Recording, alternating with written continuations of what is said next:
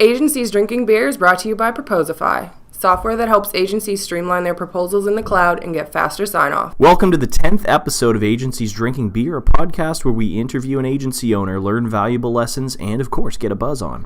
On today's episode, we're chatting with Karl Sakas, who runs Agency Firebox out of North Carolina. We're going to talk about tips when hiring project managers at your agency.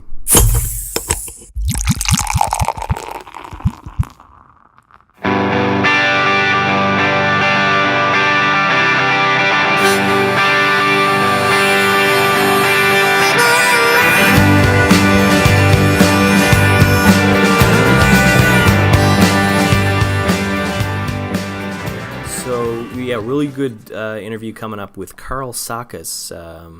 Runs Agency Firebox, and he gives a lot of great tips for agencies. We just wanted to talk about project management today because not something that comes up a whole lot. But I don't really have any exciting stories from last weekend or anything to share other than I was sick and being disgusting for 2 days. Starting to feel better, starting to feel on the mend. How about yourself? Nothing exciting. Nothing as exciting as what you dealt with. Praying to the porcelain god and stuff that you did. Right after my kids did. Yeah, that's the thing. You've got kids, especially your kids' age. They're like petri dishes. They bring everything home from school. Yeah. And share it with you. Your kids are a bit older, so they've developed an immune system by this point. Well, thank your kids. Say, hey, thanks for bringing that present home, man. I know the toilet better than anybody now. That's right. It was fun when I started to feel like I was getting sick, walking from the playground with the kids in the rain, feeling like I was about to vomit. God. And Ty was screaming the whole time for a piggyback. There's no way I was giving him It doesn't get any worse than that. That was the worst. I think that was the worst, 10 minutes of my life. Yeah, I could see that. So far. Yeah. There's got to be worse than that up ahead for me. But it was pretty bad. Yeah, it's Vietnam bad. I love the smell of napalm in the morning. So let's jump. You know what we're going to do this time? We're not going to do top 3 posts of the week. We're going to talk about one post. So Good let's idea. Do the top 1 post of the week. Ooh.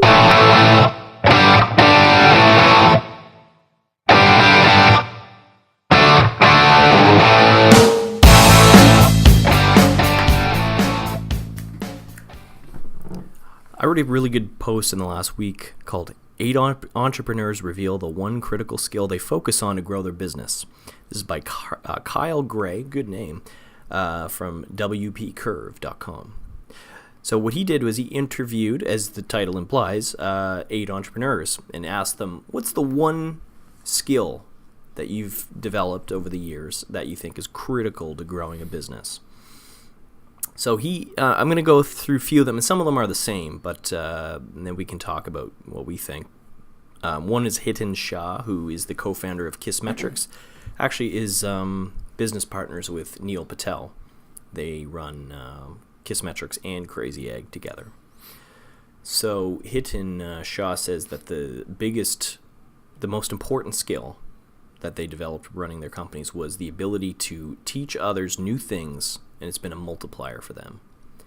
So when they looked at educating and teaching people new things, he said in his last 2 startups, which was Crazy Egg and Kissmetrics, as I mentioned, they've used education in all avenues of the business: marketing, sales, customer support. He said they even have internal people like their CTO create videos to explain some complicated aspect of how their back-end infrastructure worked. And that this kind of the willingness to share all the knowledge you have is a big reason why they're as big as they are today. Kissmetrics, a lot of people were following that blog. In my own case, before I even knew what they did, I didn't know what their company did. I knew Kissmetrics because it was a blog to get all this great info on marketing and analytics and stuff like that. And now you're a customer. Yeah, we've been a customer for well over a year. So I thought that was kind of cool. Yeah. And I think that's another reason why, if it's not talked about enough, especially when you run a small agency, it can be hard to know what to blog about because there's so much out there already. True. But if you're just willing to share everything that you learn, share it with others, don't worry if there's somebody out there who already knows more. I was reading, just to go off topic a little bit, but I've read Nathan Barria, who he wrote this ebook on like how to design iPhone apps, which you'd think even a few years ago was still pretty common. Lots of people writing that kind of content, but it did so much for his career because he was writing. No matter who you're teaching, even if you think that everything you're writing has already been said already, there's going to be people out there who can learn from it, who aren't where you're at, even if you don't think you're very far along. It makes sense. So I thought that was a good lesson. Now, Tim Conley from timconley.co, and I admit I haven't really researched what he does, but his website's there. He said, focus on sales. You can't have a business unless someone buys something from you. Thoughts? Well, I mean, Captain Sales? that's so common sense that I have a hard time responding. It's almost stupid. Well, I don't think it's stupid. I mean, if you don't have a market or if someone's going to buy something, then yeah, it's like the chicken thing, you know? Well, yeah, but I mean, how many companies out there that are mainly founded by technical people? Think of some that you know. Right. That okay, I see where you're all the co-founders are programmers, and they've got this cool technology that nobody's ever done anything like this before, but they struggle to get traction in their marketplace. Yep. And it's because they haven't developed the ability to get out there and sell it. They might have a cool product or they might not, but they're not picking up the phone and calling people, and they're not writing. Somebody else in this post talked about a similar thing. He said, I knew that if I could sell successfully in person or online, I'd always have a source of income. So I think a couple of these people have said, like, of course we're not saying that you can have a shitty product and sell it. You know, if you're good at sales, you can sell anything. Like, you have to have something good in the first place in order to sell. But just because you have something good doesn't mean that it's going to sell itself. Right. And the ability to communicate to people the value of what you offer is a skill. Sometimes we take it for granted as obvious, like you just did. But it's not that obvious to some people. Okay, so let's close off on that thought. Of course, I mean, I think there was 3 people in this post who mentioned something about sales and marketing. So it's a very important skill to learn. I mean, how do you learn sales? There are courses you can take. I mean, I've taken Dale Carnegie when I was a lot younger and learned from different jobs I've had. But it all boils down to the same thing, is being a good listener, understanding people. And the best salespeople are people that can change colors like chameleons and adapt to everybody and really kind of listen. I mean, it's all about listening, you know, and that goes to the way marketing goes now too, right? Retargeting. Yeah. You know, it plays into that. Especially if you are selling online, we're not doing as much. I mean, I think it's still important, but we're not doing as much in-person or phone sales as before, depending on what you're selling, right? I suppose if you're running an agency, of course, you would be doing a lot of phone sales, but you're also selling a lot through email. I mean, email is probably the number one tool that we actually use to sell even people, you know, who are buying high-priced services like web design or marketing. A lot of that sales communication is happening over email. And the way you write an email and word it and structure things can be critical to closing a deal. And I remember, like, when you talked about listening being so important, even in what you use on your website. I would encourage anybody, especially people who run agencies, as most of our listeners are, to do this. When you talk to your customers, talk to your clients over the phone or in meetings, and listen to the way they talk about your services. Because so often and agencies are kind of, small agencies are notorious for this, but like you write on your website, you describe your service in a way that your client doesn't think of it. So you might say, we design, standards compliant HTML5 websites with using the latest CSS3 techniques in responsive design and adapted to your browser, blah, blah, blah, blah, blah. And we understand what that means. If you're a web designer or a marketer, you understand, or if you're a marketer and you talk about growth hacking and SEO and social media, of course, it's so basic what those things are, but then you actually go and talk to a client and you have to explain what SEO is and you say, well, search engine optimization, and you think it'll be obvious, and they still go, well, what does that mean?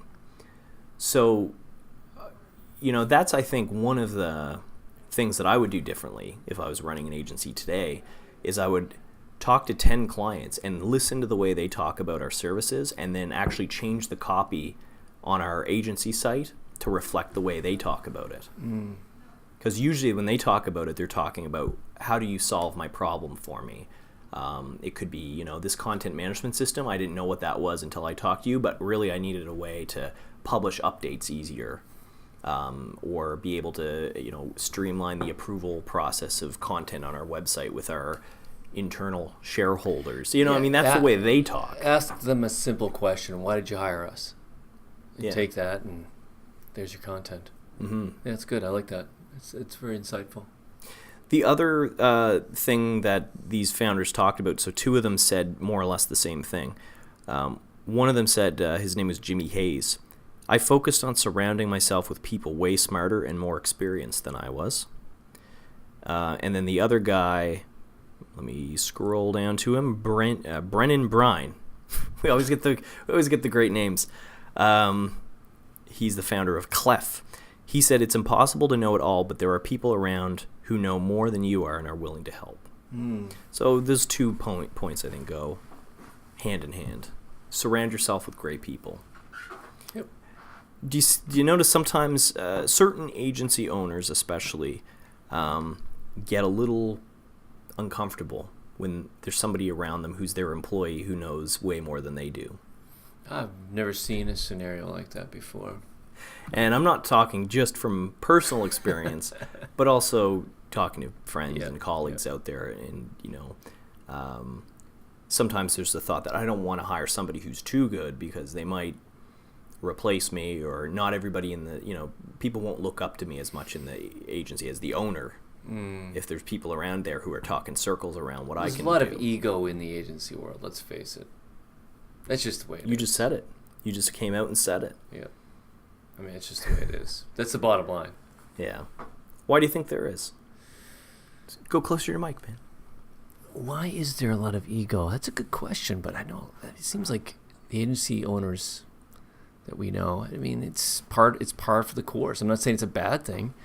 They're successful, especially the ones that we know that are very successful in the region. Huge egos, but huge results. But didn't some of the ones that are the best or the biggest or the most successful, I'll use an example of Andy from Verb. Right. Okay. He's a smart guy, and a lot of people respect him. I know, and are friends with a lot of his employees, actually. And they speak highly of him. But he is smart enough to know that he doesn't know everything. And hire. Actually, I want to have Andy on the show. Yeah. He said he wants to be on the show. Great.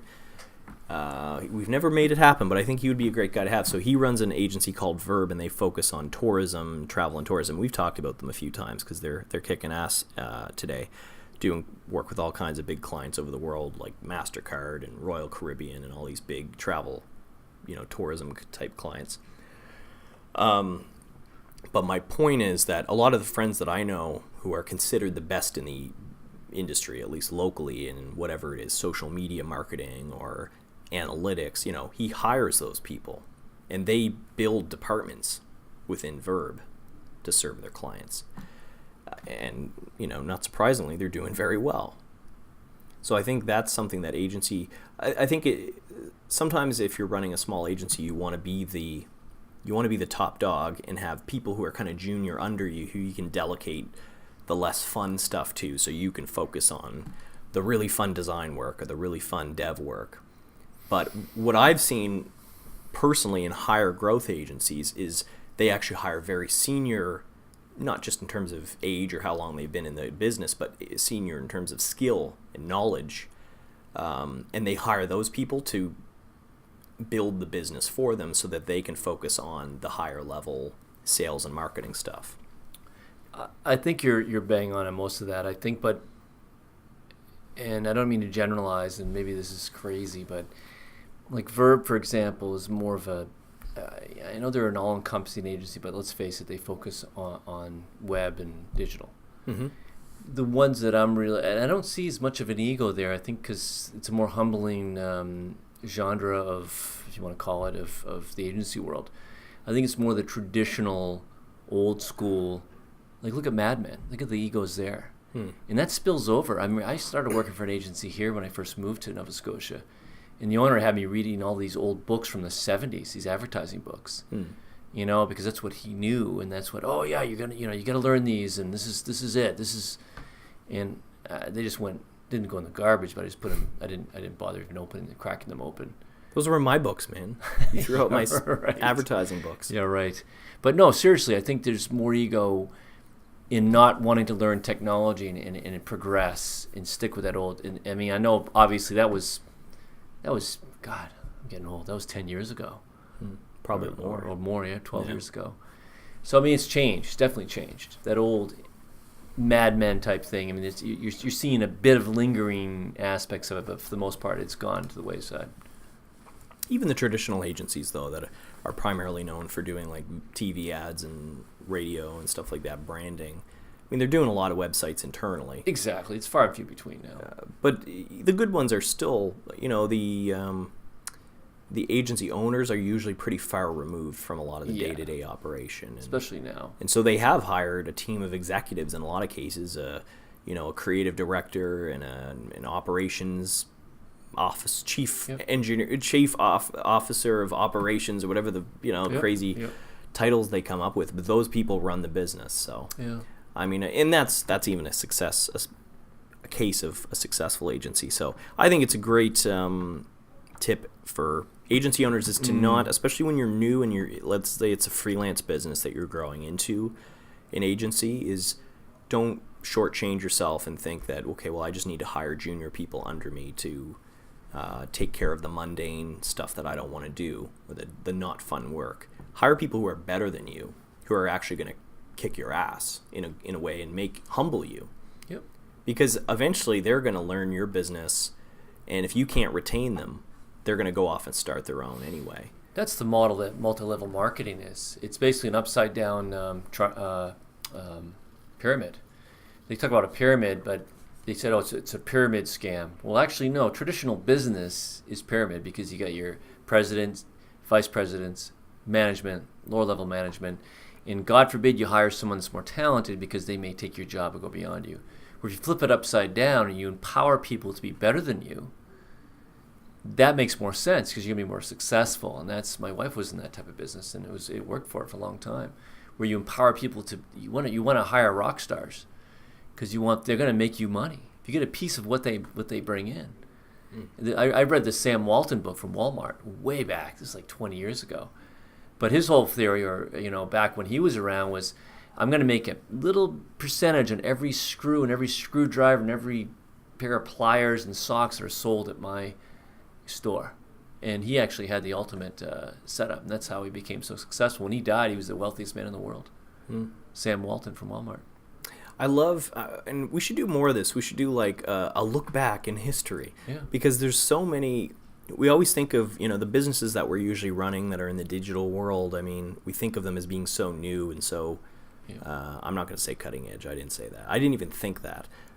But you know what I mean. Yeah. We think of it as all being a very new thing. But when you actually look at some of the older businesses from even 50, 100 years ago, the principles still are the same. Big time. Yep. Hiring smart people, like what these guys are saying. Focusing on sales and marketing is big. I think Brett Wilson, who used to be on Dragon's Den, and I think he invested in more companies than any of the other dragons on that show.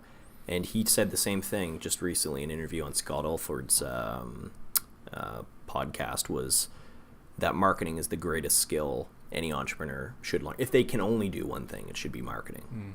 It's you rightly said it's kind of obvious. It should be obvious earlier, but it's not to a lot of people. So true. So with that note, we're going to actually go into an interview that doesn't talk at all about marketing.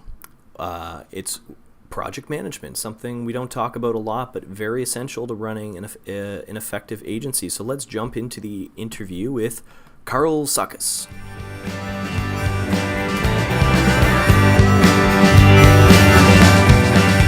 I'd like to welcome Karl Sakas on the show. Karl runs Agency Firebox out of North Carolina and consults with other agency owners to help them improve their business. Thanks a lot for being on the show, Karl. Great to be here. Great. Yeah, I'm excited to have you. I've looked through your blog in the past couple of weeks, and there's so much wisdom packed in those for agency owners that I almost don't know where to start talking about. Well, it's great to be here, and there's certainly a few things we could cover. I know you'd mentioned the idea of talking about the breakdown about client fulfillment, about how to split up between project management, account management, and client strategy. I'm glad to share about that to help the audience. Yeah, for sure. I'd love to dig into that topic. That's something that we really haven't covered yet on the show, so I'd love to get your insights there. But before we get into that, I'd like to just hear a little bit about your background and maybe tell us how Agency Firebox came about. Sure. So I've been in the digital marketing industry since 1997. I started as a web designer in high school, back when it was between Internet Explorer 3 and Netscape 3, and found that in retrospect I was a terrible web designer. It was the late 90s, no one really knew what they were doing. Found I was better Everyone was a terrible web designer back then. Exactly.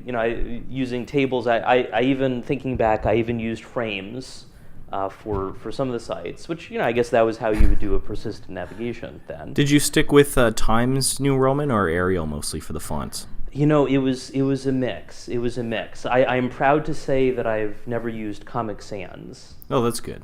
Yeah. Oh, probably a little Verdana and Trebuchet, though? Yes. If you really wanted to go crazy? Mix things up a little bit. And what I found was I enjoyed helping people solve business problems within marketing. More recently, I've worked as the head of business operations at 2 digital agencies. So that was doing things like project management, client service, recruiting, accounting, marketing for the agency itself. And I found that was just the right combination of things. I've been in business for a while. Agency Firebox is my 3rd business. I'm a 4th generation business owner. Business has been sort of a normal thing for me.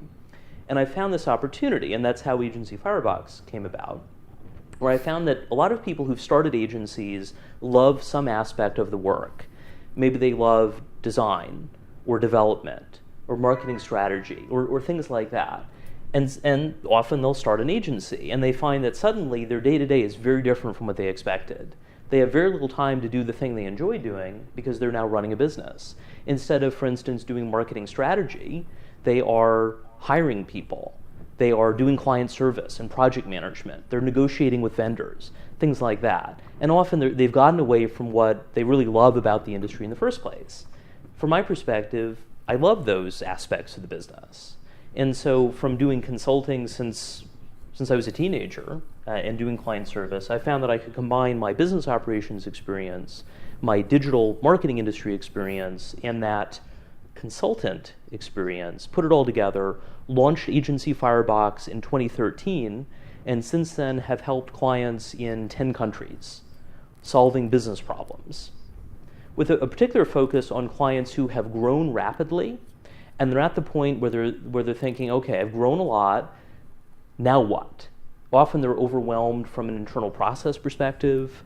They know they need to hire more people. They're not sure who's the person they hire next, and are just struggling to keep up and probably working a lot more hours than they expect.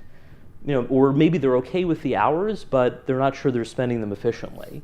And I can help them sort all of that out. Wow. Could you help us 5 years ago? I have a time machine. I have a time machine. Unfortunately, it only goes Wait, into you have the a hot future. tub? Is it a hot tub time machine? That's what I want to know. It is not a hot tub. Actually, I got a sticker from the website Sticker Mule, and they sell a time machine sticker, and it's a 2-part process. Affix the sticker to any object, and step 2, object will move forward in time.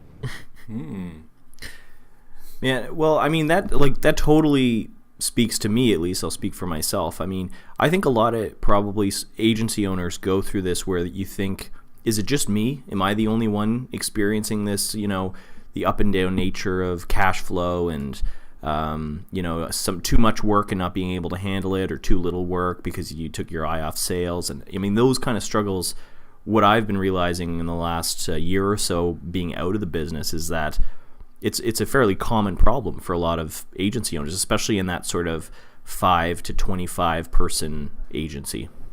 Absolutely. And some of it is the question of, is it even normal? And oftentimes when I'm speaking with potential clients or new clients, some of it is just letting them know, what you're running into right now, that is a normal thing. That happens a lot. It's not just you, but obviously you want that problem to go away. Let's talk about how to fix it. I think also philosophically, if you look at the expectation of a lot of people that start up their own agencies, I'm kind of going out there on this, but I mean, I really feel this way, is that a lot of these people have left the larger agencies and they're starstruck because these large agencies, they have these huge retainers with large telecoms and whatnot, and they're like, oh, the cash flow's going, we get the beautiful office, I'm going to go on my own now, I'm going to create my own kind of thing. And I've seen this, and then the expectations aren't they're out of whack, actually. Do you agree with that?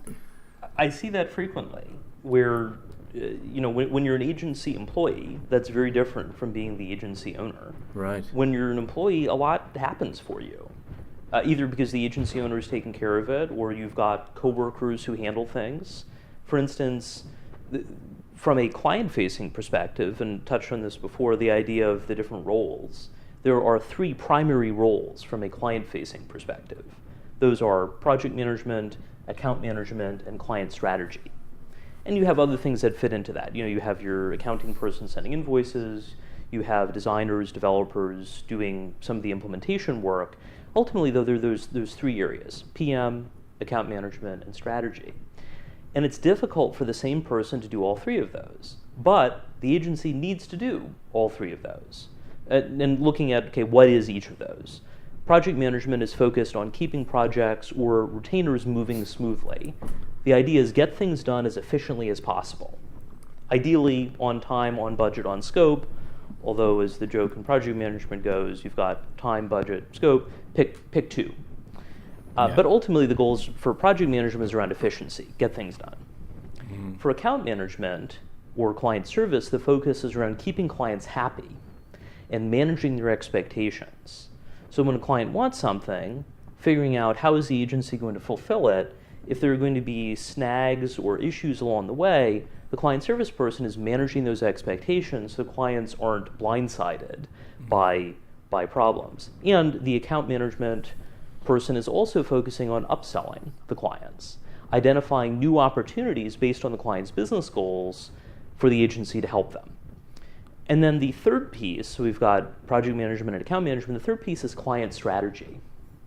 And that's a focus on, from a business perspective, what should the client be doing to build their business? And that can vary by client. For some, it may be getting leads. If it's a professional services client, the focus is leads. If it's an e-commerce client, the focus probably is around getting customers, people who are going to buy right now. For a nonprofit, it may be around getting volunteers, it may be around getting donations. Ultimately, though, the client strategy person is an expert in the client's business, each client's business that they're working on, and is figuring out what makes sense. And then the account manager and project manager are translating that into, well, what can the agency sell to fulfill the work? The challenge is there are competing goals there. The project manager is thinking, how can we get this done as efficiently as possible? The account manager is thinking, how do I keep the client happy? And the strategist is thinking, what are all the possibilities we could do? So the account manager has a tendency to give away free work to keep the client happy. The client strategist is thinking of work that the client could do, but there may not be a budget for it. The project manager is focused on efficiency, and that can lead to risks of, the client has a new idea, it may make sense, the agency could potentially sell it to them, but if the PM is focused on, this is the project plan, this is all we've got, they're going to lose those upsell opportunities. So it's a challenge when you have the same person doing 2 or 3 of those roles, but it is necessary when agencies are below a certain size, typically Karl, below 8 to 12. Go ahead. I got to interrupt because thanks a lot. Kyle is in a fetal position in the corner of the room right now because that's what we did. We did all those roles and then some when he and I had an agency. Yeah. Other than the fetal position, I guess, says a lot. So what was that like for you? Well, we ended up hiring. It's funny because I read on your blog, I think it was in that article, that you recommended hiring a project manager, once your agency gets to about 10 people or so, and maybe less if it's mostly a web design company, which ours was primarily a web design company. And we actually had a PM after, she was like our third hire. I think we so. actually had a designer, Great. a developer, myself, Kevin, and then our next hire was a PM/account management, and we didn't separate the roles. It was all one. But yeah, because we found when we were too bogged down in project management that it made more sense at the time to have somebody dedicated to that, so we could go out and focus more on the sales or the strategy or the implementation and let them schedule the meetings and all that kind of stuff. But I remember that one year where we didn't hire her, like that first year and a half, man. It was hairy. Yeah. But it's what you do. I mean, it was. So tell us, what did we do wrong? Pick apart that scenario for us. Well, it's good that you hired the PM early, because that has a multiplier effect. When you have a project manager coordinating the projects and the retainers, it lets you go out as the owner, go out and sell more work. And because the PM is ensuring that things get done, you can focus on selling and focus on getting that new business without having to worry about, are we actually going to get it done? I worked with a client who was really good at sales, didn't have a project manager. He had fairly large retainers, including one that was about $20,000, $25,000 a month, yet he didn't have people to fulfill it. And that created a major client retention risk, and I helped him figure out how to save that client. That $20,000, $25,000 a month client, and then included having people handling the fulfillment. So he can go on and enjoy the fun of selling, because he really loves selling, yet ensure that the client stays, ensure you retain the client. So I think the fact that you hired the PM relatively early is really good. There's also that multiplier effect, where a project manager can coordinate multiple projects because they're not focused on selling. They might do some sales support on proposals, for instance, but their focus is keeping things moving. And so also, too, as you have a project manager, they can be focused on, okay, who are the freelancers we need to bring on board? Potentially, who are the new full-time people we need to bring on board? And so you can do more work when you've got someone focused on ensuring the work happens, and that's typically where the project manager comes in. Let me throw this out there. So at one point when we were running our agency, that project manager who was our first hire, our first PM, she went on maternity leave. And while we were struggling to fill the gaps and hire another full-time person, we brought on a freelance project manager who was very experienced and actually a rock star. Worked in some of the biggest agencies in town and was actually kind of probably had more experience than us in that regard. And she was actually the first person who ever said that, which you're essentially saying in the blog, which is that project managers and account managers have separate jobs, because we expected her to do both. And I remember when she said that to me, she explained that they have competing interests, and she's a project manager because she's all about efficiency and making sure the agency makes money and making sure the team, has enough to do and they're all billable and all that stuff. But she's not great at the client-facing side of it and making them happy and giving them shampoo baths and, bubble baths and all that kind of good stuff. And I thought that was crazy at the time. I had sort of a visceral a reaction. I almost said the other thing. Reaction to it, where does that seem like a kingdom, can't stand it's a kingdom divided against itself, where you've got like the project manager going, the client's not getting that, they're not paying for it, the account manager selling stuff that the client's not paying for. I mean, what do you think there? In an ideal world, you have the role split between two people, which creates a natural tension. The account manager is focused on the client's temperature. How happy is the client? How are things going there? The relationship. The PM is focused on the project or retainer health. And so there's that natural tension where, say, the project manager is saying, things are running behind. Well, the account manager is figuring out, okay, well, based on how happy the client is, what do we need to do to make them happy? Maybe in some cases it makes sense to do a change order for additional work. Sometimes, though, if the account manager is paying attention to, you know what, we've missed this and we've missed that, it may make sense to do something to make it up. The PM isn't necessarily focused on that.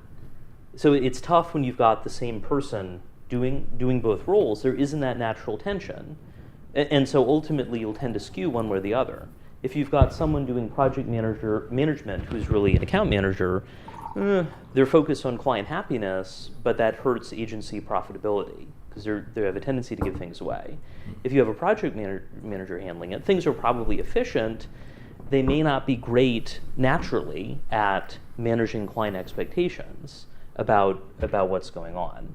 So the ideal is to have two people for that natural tension. And then you also have the client strategist role. At many agencies, the account manager is also the client strategist. They're an expert in the client business. But I've been in places where I've done all three, and it's a challenge. I'm thinking about how do we stay on budget, but I'm also thinking about the client's business. For instance, I had a client who is a cosmetic dentist, and so I was subscribing to Dental Economics, the newsletter for their industry, keeping up with trends in dental business and this and that. But there's only so much time in the day.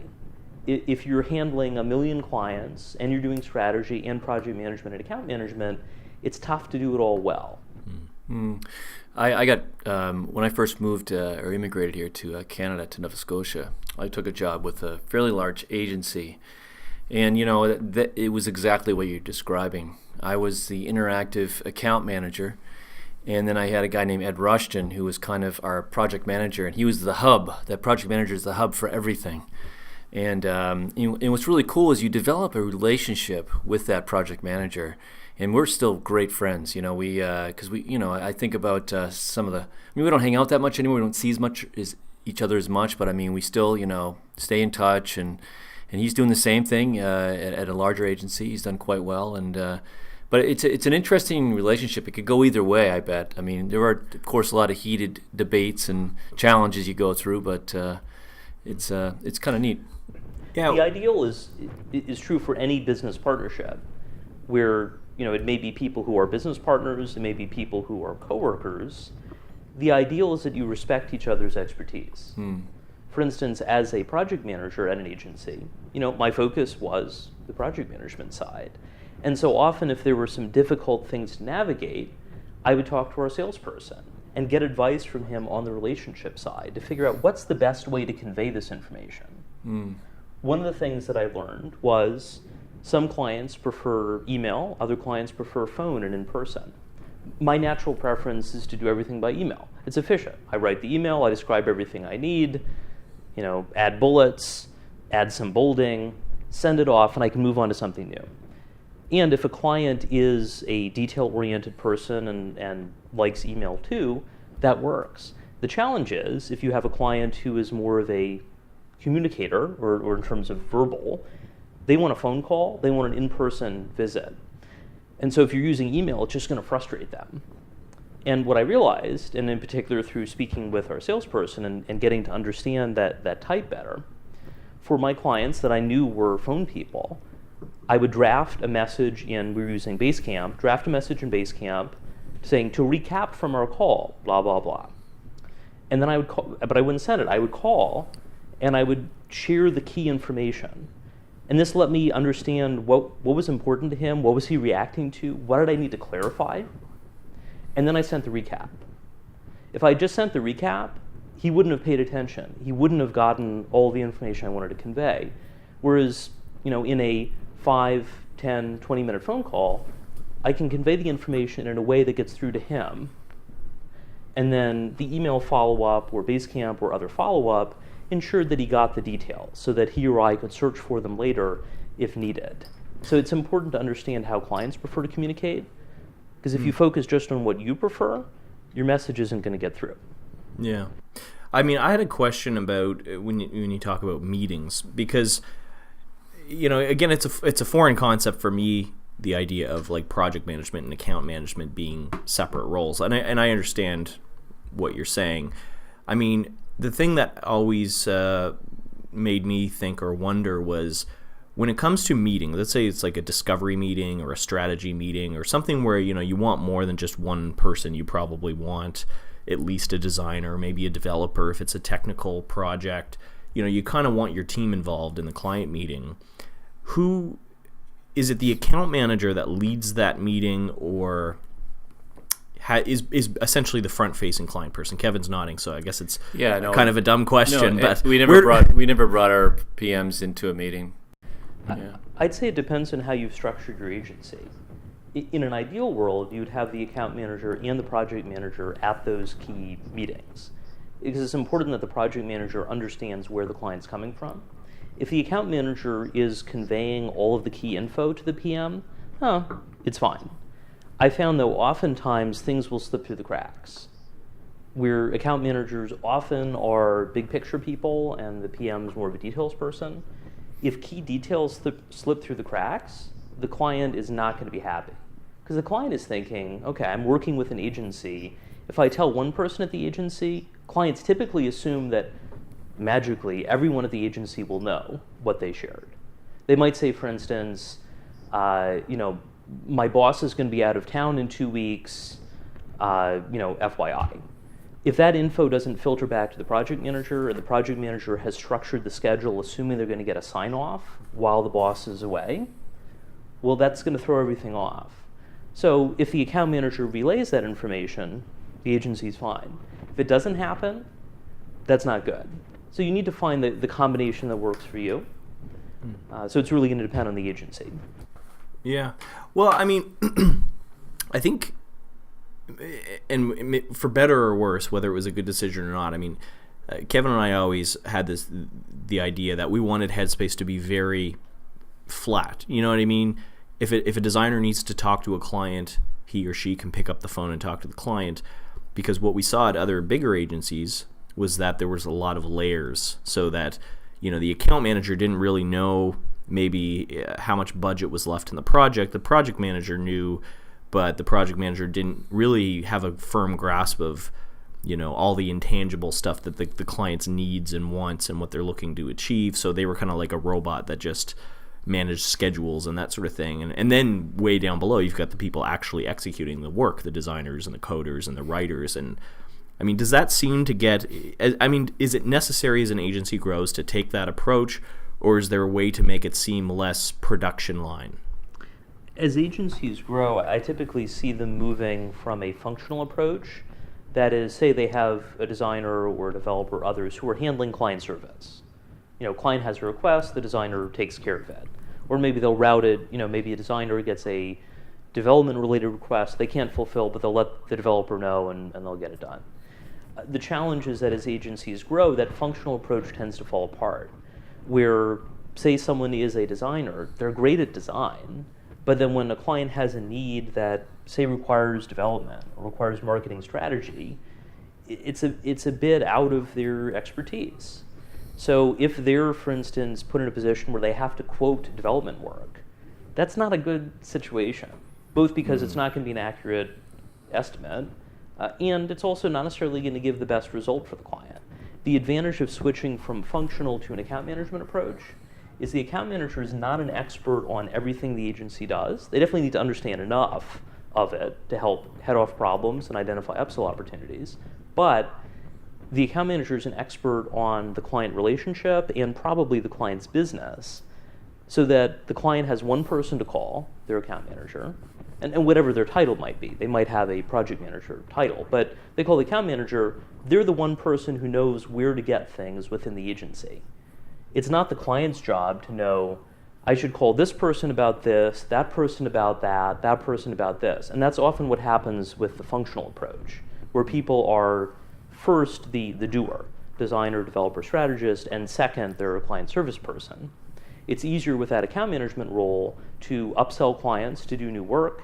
It's easier to route things accordingly so that the client has one person to contact. Or as one of my past clients at an agency said, he likes having one throat to choke.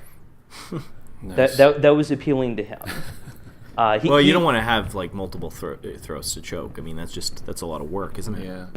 Yeah. Well, yeah. Your hands get tired. Yes. Yes. It's interesting if you took this scenario and brought it into SaaS. And we. I was thinking the same thing, by the way. Oh, were you? Yeah. Pretty tight, dude. All right, what were you going to say? I was going to say, you think about, what we do is similar to that in a way. I mean, we have a very small team, pivot quickly. There's 4 of us, and everybody. It's kind of, we want to bake it into our DNA, as Kyle would say, for customer service. So I would say culture, by the way, not DNA, but that's that's just a small detail. Yeah, that's a long story. All right, yeah. All right. So, anyways, go on. What were you going to say about it? Well, type of thing? Okay, so just trying to find that parallel, right? So we're a software product company now. We're not an agency, and we have way more customers than we ever had in an agency, but they pay a lot less. So it's there's not as much hand-holding for the average customer, unlike an agency, which that's why they're paying you, is so you can hold their hand. But I guess the parallel I see is customer support, and from what I'm hearing, that really is what an account manager's primary role should be, is being able to empathize with the customer, clearly communicate their needs to the team, and also, communicate their feedback to the team as well. And then, of course, communicate the strategy and the whatever else the agency is doing for them back to the customer. So it's more of that communication role. And I think where I'm getting with it is that you've got to be so careful hiring a support person, because we don't have one yet for our team. But the fear is that you're going to hire somebody who's just going to essentially forward emails. And if a customer goes, "Oh, can we do this in your product?" and the customer support person, they're not a designer, they're not a developer, they don't really know that much, are they going to just be the person that goes, I don't know, I have to talk to the team? And do you find that with account managers? Like, what makes a good account manager? Because if they don't really, like you said, they have to kind of know enough to maybe bullshit a little bit. But I mean, do clients sometimes feel uncomfortable saying, "This is my account manager," but every time I ask him or her a question, they go, "Oh, I don't know, I need to talk to the team about that"? It's going to depend on the client. Some may expect immediate answers to everything.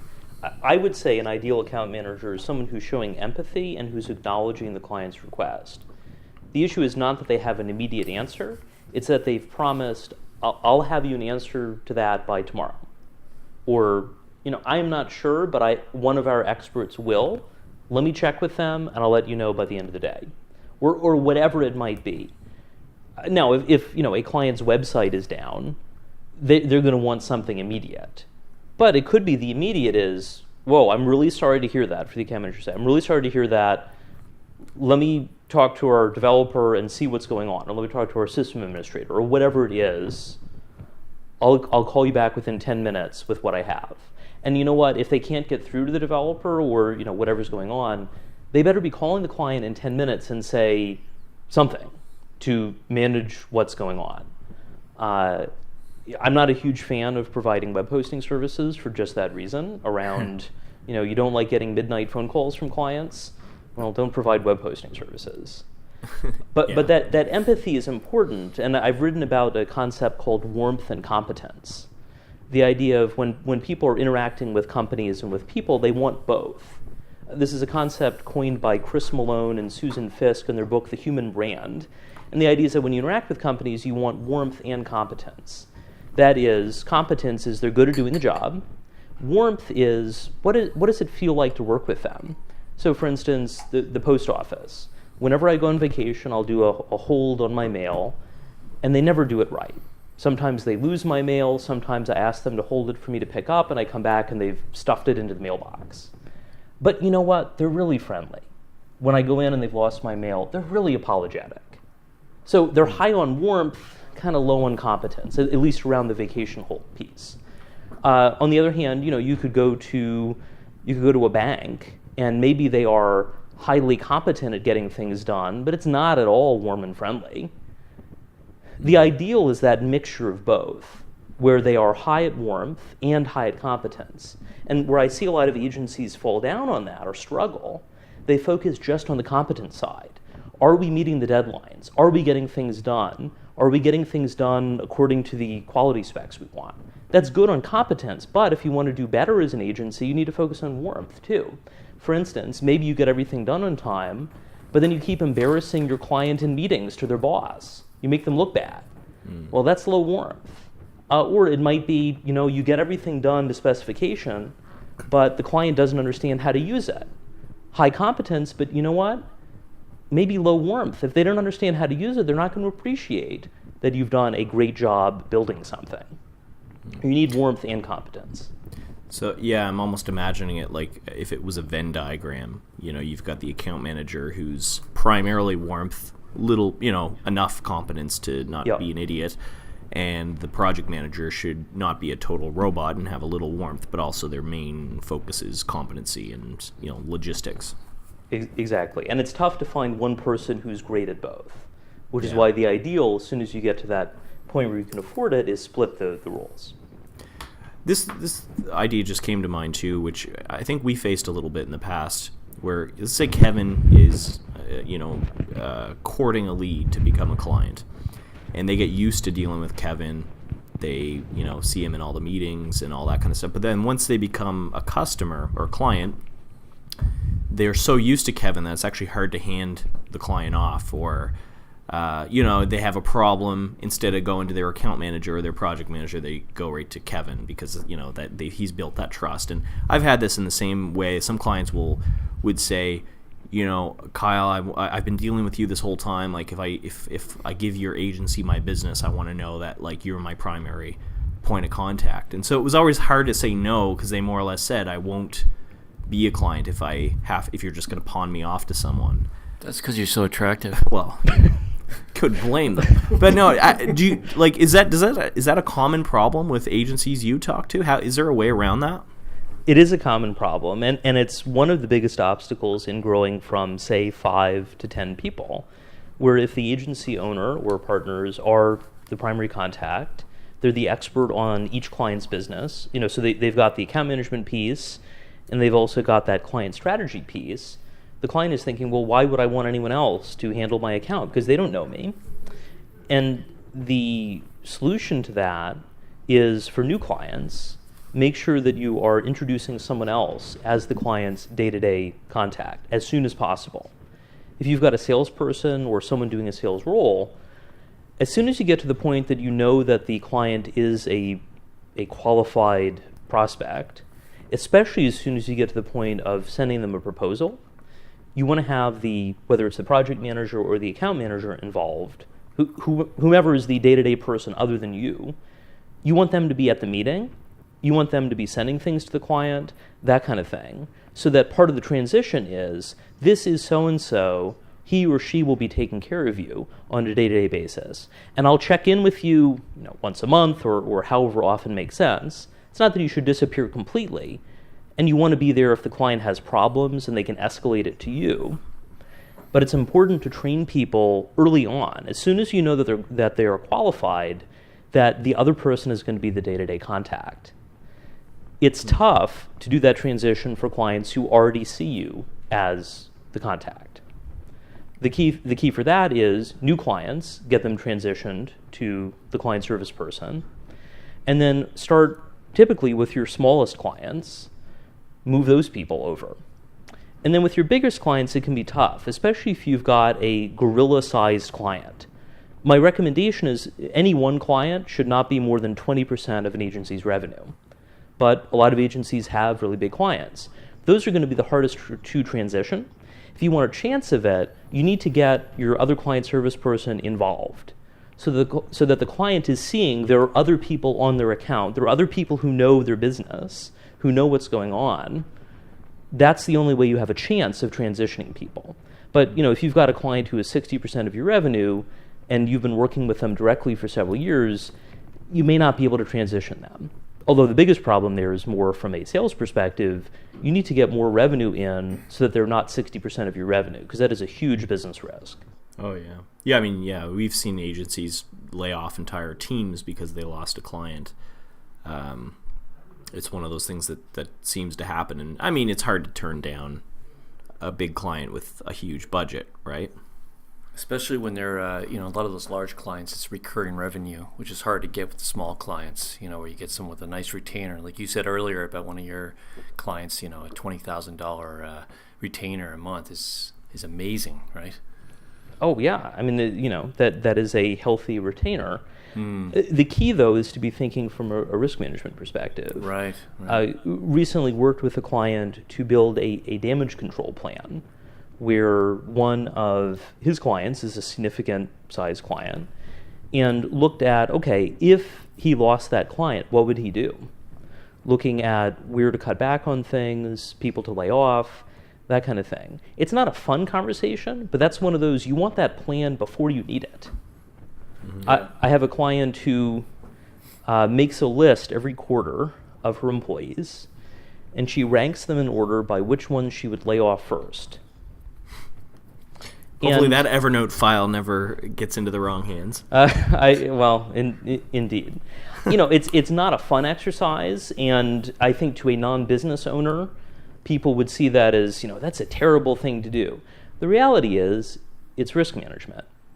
Yeah. So that if she loses one of her big clients, she's not going into survival mode. She is thinking strategically, okay, who is at the top of the list? Does that still if layoffs make sense, does it make sense to lay them off first? You know something, Karl? Twice I was first on my list. I fired myself twice during the agency. I really did. How did that go? Well, I was upset, but boy, the dude who fired me, myself, was such a douchebag. Sorry, maybe it worked out for the best. Yeah. Well, that's I mean, I guess another risk too, and I don't know if you would agree or not, but because that account manager role is so important for clients, it's almost the worst position to lose, right? Because if you've got an account manager who's working with 3 or 4 different clients at any given time, and they're all big clients, and they suddenly quit, I mean, you can lose a lot. I mean, you can lose your business over that.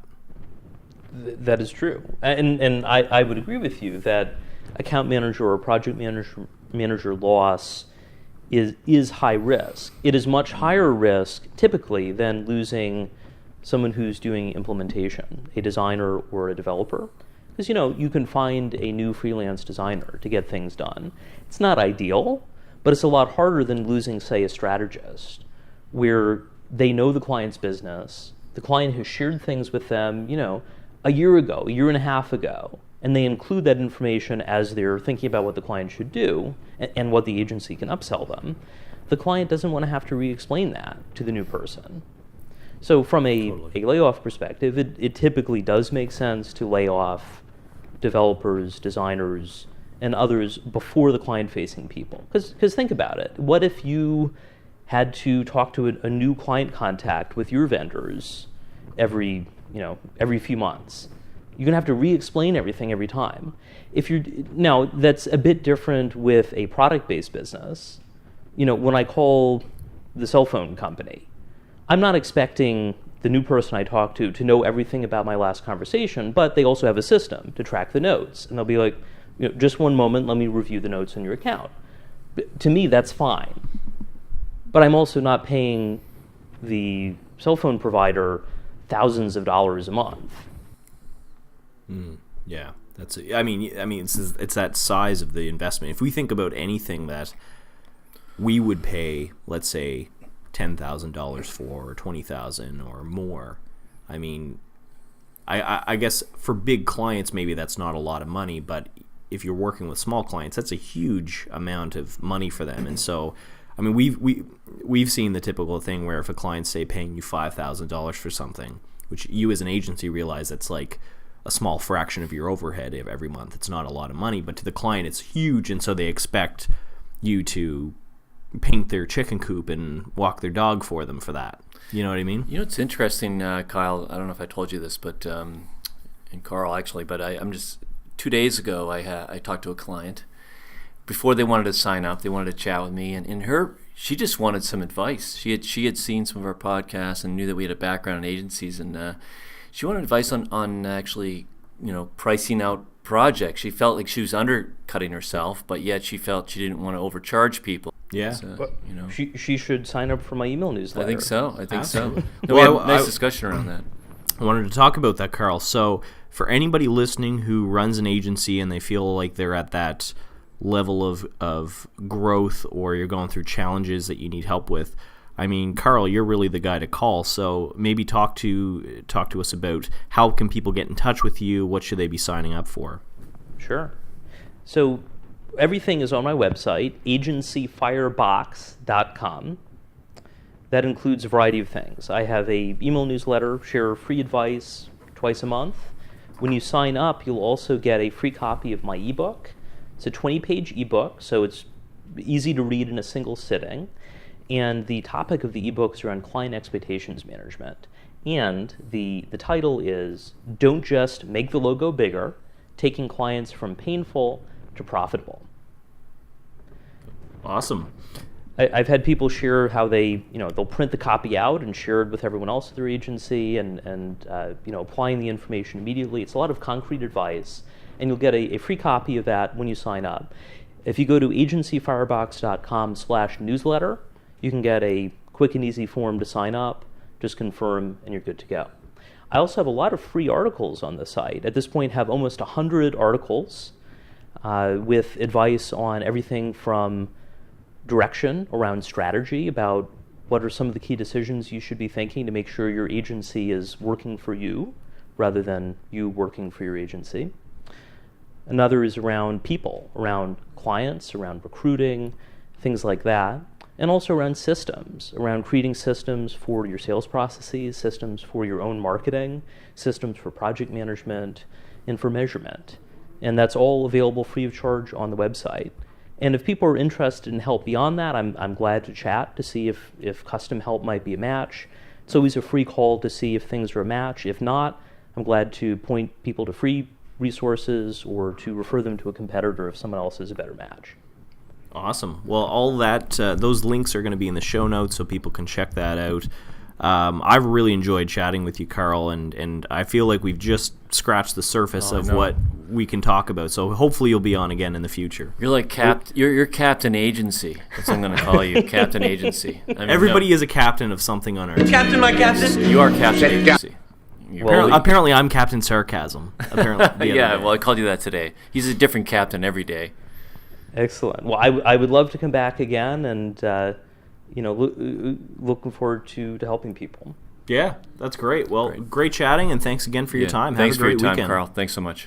Thanks. All right. Goodbye. Bye. Great interview about project management. So we're going to sign off for now. Now, there's two things I want to talk about. If you like this podcast and you want to get involved in a way to make it better, and maybe expose us to more people who could get value from this. One is if you can leave a rating on iTunes, a rating and a review. That would really help us out.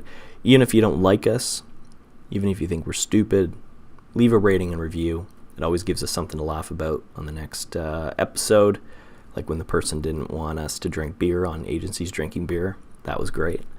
So please leave a rating and review. The other thing is we want your ideas on how to make this podcast better, and also topic ideas that you want to discuss.